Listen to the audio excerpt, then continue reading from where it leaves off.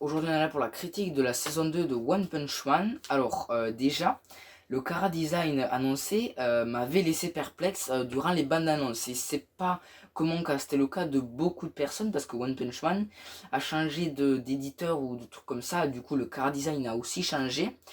Au final ça m'a pas du tout dérangé. Pour les premiers épisodes je me suis dit ah c'est assez différent de la saison 1. Mais au final c'est pas si mal. Pour parler de l'opening, je l'adore. C'est pas mon opening préféré, mais il est vraiment pas mal.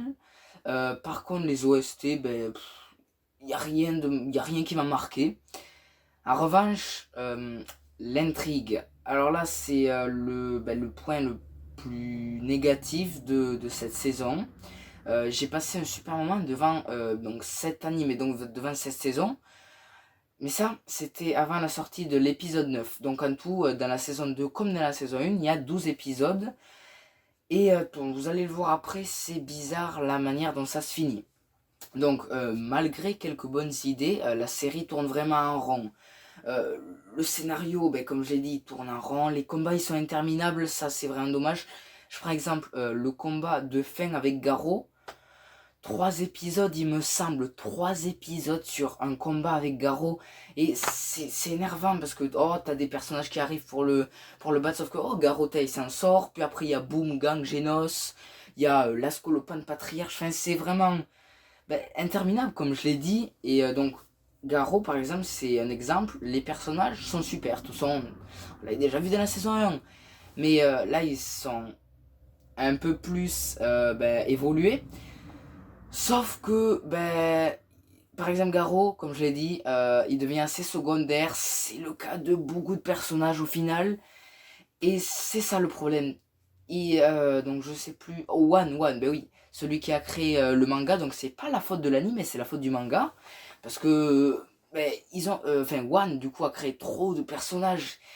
Et le problème, c'est que tu crées trop de personnages et faut les rendre utiles, faut les exploiter un minimum. Et c'est pas le cas. Et du coup, comme je t'ai dit tout à l'heure, la saison se finit hyper bizarrement. Donc à l'épisode 12, je le regardais, tu sais, comme ça, pas comme un épisode final. Et du coup, je le finis et je regarde l'épisode 13 qui était pour la semaine suivante. Je vois pas d'épisode 13.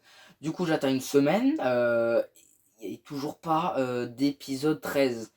Et je me suis dit, c'est hyper bizarre. Et j'en ai discuté avec des gens. Et c'était vraiment la fin de la saison 2.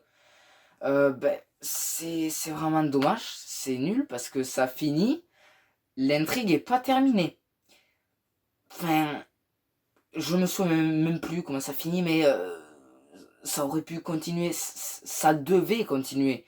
Ça s'est terminé comme ça. C'est vraiment bizarre. Et au final, je préfère largement la saison 1. Ce qui se comprend. Du coup, voilà. Mais la saison 1, j'avais mis 9 sur 10. Là, 7 sur 10 parce qu'il y a beaucoup de points négatifs. Les personnages, l'intrigue, au final l'opening et le chara design, c'est pas mal, mais après le reste c'est pas ouf. Et du coup voilà, et donc je vous dis ciao pour une prochaine vidéo.